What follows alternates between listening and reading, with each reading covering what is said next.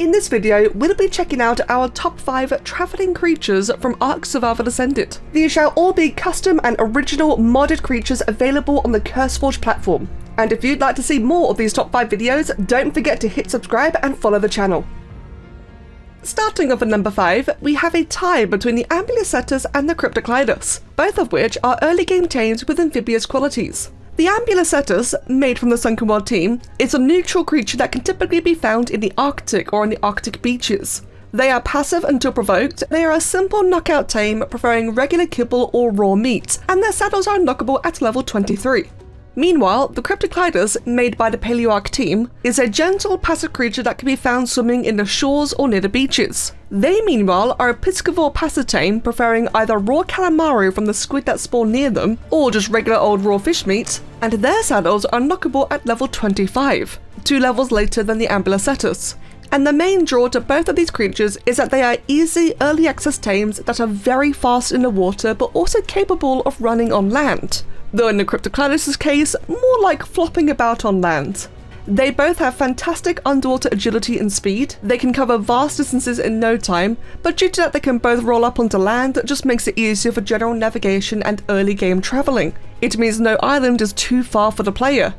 Ambulocetus also has the additional benefits where they can be pet to gain an experience buff to it and or nearby tames, and can also enable metabolic rush, which increases their land and swimming movement speed at the cost of their hunger. Cryptoclidus, on the other hand, is just natively speedy, though a little slower on land but very agile in water, and they are naturally stealthy with a ghillie-like effect, meaning that other creatures aren't really inclined to attack them, though those that do can be easily outpaced by the Cryptoclidus' fast speed. And it does also have the benefit of harvesting silica pearls from the ground as well. And thus together, both the Ambulocetus and the Cryptoclidus compete for their early game role of being amazing early game amphibious scouts.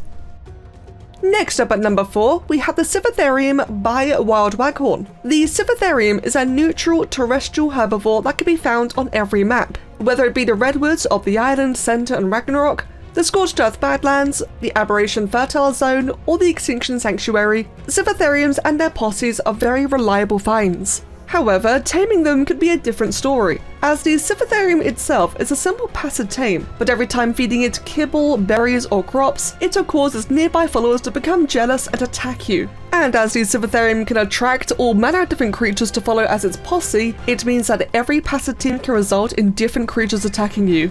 Once tamed, the Sivatherium does have a high saddle requirement at level 71, but the saddle does have the ability to act as detect binoculars or a modded spyglass, granting you the ability to check advanced stats on all creatures, tamed or wild. This includes critical information such as their level, their stat weights, their stat points, mutations, color regions, and more. And while in this mode, everything is also changed to heat vision, making it easier to spot any and all creatures nearby, especially the smaller ones that might be hidden in the brush. The Sivatherium itself also sports excellent stamina and movement speed. While they are just a terrestrial sprinter, they can sprint for long periods of time at a great speed, and also have the ability to kick back and slow adversaries behind it. And thus its sturdiness goes hand in hand with its utility and promotes a very rewarding creature to run around and travel with. At number 3, we have the brand new Hydrovanta by MoroNada. The Hydrovanta is a neutral, massive mobular ray found swimming around in the oceans. Though due to the nature of this being a premium mod, they can also be found in other maps such as the blue biome of Aberration and even in the Oasis Cave in Scorched Earth, ensuring that the Hydrovanta is accessible everywhere. In order to acquire one of these giant ocean pancakes, they actually want to heal one of your tames. And thus the taming method is to simply find a Hydrovanta, swim up to it and press E to activate the taming, and it will start scanning around nearby for any of your injured tames, which then it'll heal up to full. And every time it does healing, it'll gain taming affinity itself, up until the bar fills up and it's simply yours. Now, while the Hydrovanta saddle is locked at a decently high level 64, these guys sport amazing utility, ocean combat, and amazing healing capabilities. By default, the Hydrovanta has amazing swim speed, where it can leap out of the ocean and crawl onto land. They can strafe and sidestep sideways, and they can also jump backwards, or at least jump in the oceanic equivalent. And once being on land, they actually can literally jump on land as well, which just makes it convenient for terrestrial travel, meaning that while the Hydrovanta is much more comfortable in the ocean, if you do want to go onto land, you can actually navigate quite nicely. They also sport amazing scanning capabilities, where the Hydrovanta is able to detect various creatures due to their drops and items that the Hydrovanta needs to imbue its other abilities, such as Nadaria for biotoxin, ammonite for ammonite bile, anglers for angler gel, trilobites and Eurypterids for black pearls, silica pearls, as well as actual ground drops for these resources as well. And the Hydrovanta is even capable of scanning and detecting deep sea loot crates as well. Now, the Hydrovanta also has a very large array of combative abilities as well, such as imbuing its attacks to deal various poisons, torpor, armor shred, and more. But we are focusing more on the travelling capabilities, so it's safe to say that the Hydrovanta can handle itself very well either in combat or in scouting or just looking for things such as resources or, of course, deep sea loot crates. And this is all in addition to having pretty sturdy baseline stats as well, and again the option to go into land and hop around, so you really can traverse pretty much everywhere safely, quickly and aggressively if you so wish, using the premium Hydrovanta. These are probably the new top tier ocean travelling creature. Coming up at number 2 is the Owl Griffin by MarniiMods.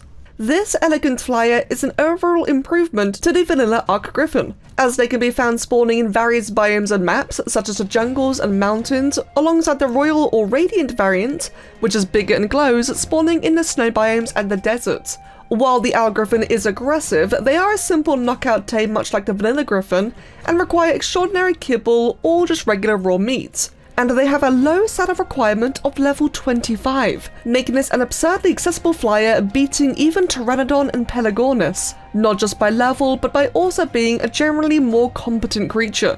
And that pretty much is all there is to it with the Owl Griffin. It is a fantastic flyer that is accessible at such a low level, easy to tame by knocking it out, although it may have fragile health, so do bear that in mind. With a bit of RNG, knocking it out alive, but also finding it in far more varied biomes, means that survivors could obtain this extraordinary flyer much earlier on, and climb to the skies and traverse the entire map with ease and comfort.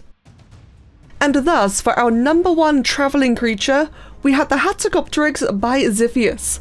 The Hatzegopteryx is definitely much more of an endgame flyer, but it's one that once you obtain, you rule the skies and can also sprint terrifyingly quickly.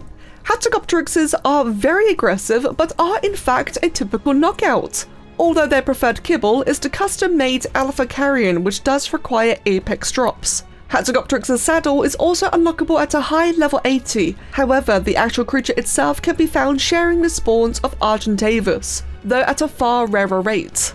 Thus, once finding yourself a Hatzegopteryx and earning the right to knock out and tame one, they are aerial powerhouses and deal tons of damage. They're not the fastest flyer in the world, but they are sturdy and reliable, having high base stats, a good turn radius, and the ability to fly and walk backwards, granting the Hatzegopteryx a far better agility than that of the wyverns. They can also pick up large creatures in their mouths, and when the Hatzegopteryx does a cosmetic roar, it can also detect and highlight alpha dinos nearby. Their attacks and bites hit hard, and when the Hatzegopteryx harvests a corpse, it gains a rotten mouth buff, meaning that while under the effects of rotten mouth, its already high-hitting damaging attacks will also inflict dots on their targets, inflicting further damage onto other creatures and causing their hunger to drain as well. And thus everything altogether just makes for a very scary aerial creature which can fly high above any dangers whatsoever, has the large base stamina to account for long distance travelling, along with decent agility, and is able to fight off pretty much anything that can attack it in the air or even on land. It sprints fast and can move backwards on land, so it's not hampered like other flyers are. And if the Hatzegopteryx does come across a creature that is too powerful for it to fight, it can just simply get up and fly away, and do so while grabbing a nearby creature and taking it away with it. And thus, when the entire point of Ark is to tame big creatures to fight even bigger creatures, and a big convenience in that is collecting creatures to thus tame and fight, it does make the Hatzegopteryx a really convenient traveller that can assist with all of these jobs with ease. And that is our top 5 travelling creatures from Ark Survival Ascended. What do you think of this list? Is there anything you'd add to it? Or perhaps we've missed out on any mods available on the CurseForge platform? Please feel free to let us know in the comment section down below. And if you enjoyed this video and you'd like to see more of these, like and subscribe for more Ark Ascended mods videos, and keep an eye out for future videos. Thank you so much for watching, and we'll see you next time.